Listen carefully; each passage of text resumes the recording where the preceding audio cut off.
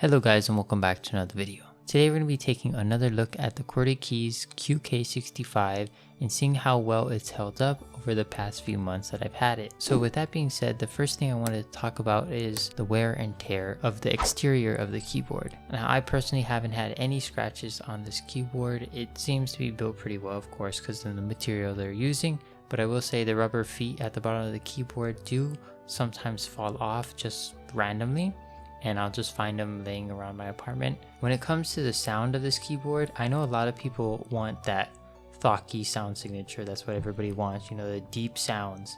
But I'm here to say that after using it for a couple of months, it does get kind of old over time. Not saying it's a bad sound signature at all. I really love how my QK65 sounds. Now, it might have gotten a little bit old for me, but that's not to say that it would get old for you quickly. So I'm not afraid to recommend this as like the main keyboard you use, because what sounds good and it feels good, and it all comes down to personal preference, because you can sort of make this keyboard towards the clackier side with the silicone instead of using the case foam.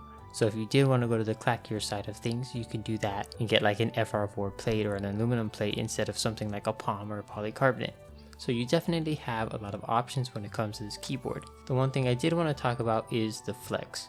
So this is a quote-unquote gasket mounted keyboard, but to be honest with you, there's like almost zero flex to this keyboard because there is no daughter board plugged in, and it honestly just feels like a top mount sometimes, which isn't bad. I do like top mount keyboards, but if you did want the gaskets and you were wanting a true gasket mounted keyboard, then I would say that there are better options out there.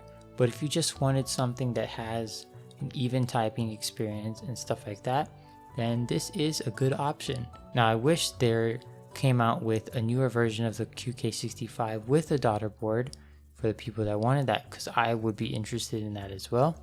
But unfortunately the PCB has the USB-C port on it, even in the new round of this keyboard. It's kind of hard to talk about any complaints I've had about this keyboard in the past.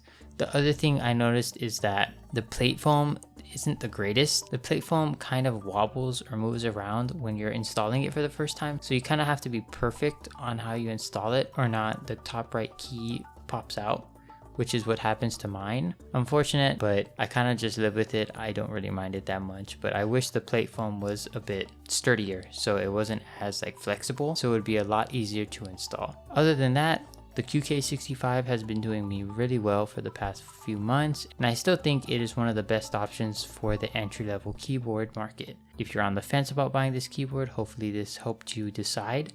And I know you can find it on Mac Market or somewhere else, but I thought we'd revisit it considering I've been using this keyboard for about 4 months. Let me know what you guys think about the QK65 in the comments down below, and I'll see you guys in the next video. Peace.